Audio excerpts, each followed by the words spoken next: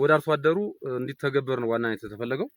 ወደዚህ ስንመጣ ምርጥ ዘር ማሳየት የፈለግነው ምርጥ ዘሩ አሁን እንደዚህ እንዳያችሁት አሁን ይሄ ጥሩ ነው ብሎ መውሰድ አይቻልም። በተነጻጻሪ ደረጃ ግን ያንን ከአካባቢው ዘር የተለየ ነው። ኢቭን የአካባቢ እንኳን ብክለት ሲገጥመው መቋቋም ይችላል ነው። ይሄን አሰራር አሁን ከመጀመሪያው ጀምሮ ሰውየው ሲገልጽ እንደነበረው 4 ጊዜ ታረሰው ከዛ የማዳበሪያ አጨማመር ምን ጊዜ የተጨመረው የሚለውን ነገር እሱ ሲገልጽልን የነበረው።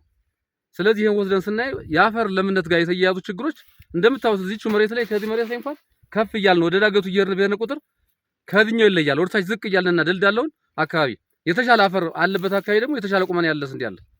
ስለዚህ ይሄን ወስደን ስናይ ይሄንንም ያንኛውን ዳገት ያለውን መሬትም ማሻሻል ከተቻለ የአፈር ለምነቱን መጠበቅ ከተቻለ የግብዓት መጠኑን ማሻሻል ከተቻለ እንደዚህ አይነት ስንዴ ማሳየት የሚቻል ሁኔታ ነው ያለው ማለት ነው። ስለዚህ ከዚህ መሬት የምንወስደው ልንማር የሚገባው ከአንድ መሬት እንኳን የተለያየ ነገር እንዳለ እሱን ወስደን በቀጣይ አርመን የምንሄድበት መንገድ መቻቸት አለበት ማለት ነው።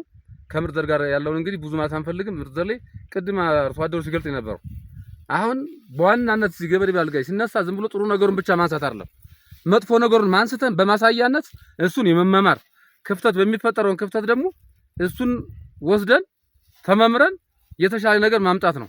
እኛ እኮ ስንዴ ዝሩ ሲባል አርሶ አደሩ ለማክሰር አይደለም፣ የተሻለ ገቢ አግኝቶ የተሻለ የምግብ ዋስትናችን እንድናረጋግጥ አጠቃላይ የስንዴ ከምናስገባው የሀገር እንደ ሀገርም አሁን እየተሰጠው ያለው ተልእኮ ስንዴ በልመና ስንዴ በድጋፍ ይመጣበት ቀርቶ እኛ አቅም ስላለን እናስወጣለን፣ ስለዚህ በዶላር እንመነዝራለን የሚባለው ዝም ብሎ ለወሬ አይደለም። ስለዚህ በተግባር ለመተግበር እሱን የመመማር ስራ የምናደርግበት መንገድ መመቻቸት መቻል አለበት ብዬ አስባለሁ። በጥቅል ያየናቸው ነገሮች በመጥፎም በጥሩ ነገርም አይተን በቀጣይ የምናረማቸውና ጥሩዎችን የምንወስድባቸው የጎደሉትን ደግሞ በቀጣይ የምናስተካክልባቸው እንደሆነ ታሳቢ መደረግ አለበት የሚለውን ሀሳብ ለመስጠት ነው። አመሰግናለሁ።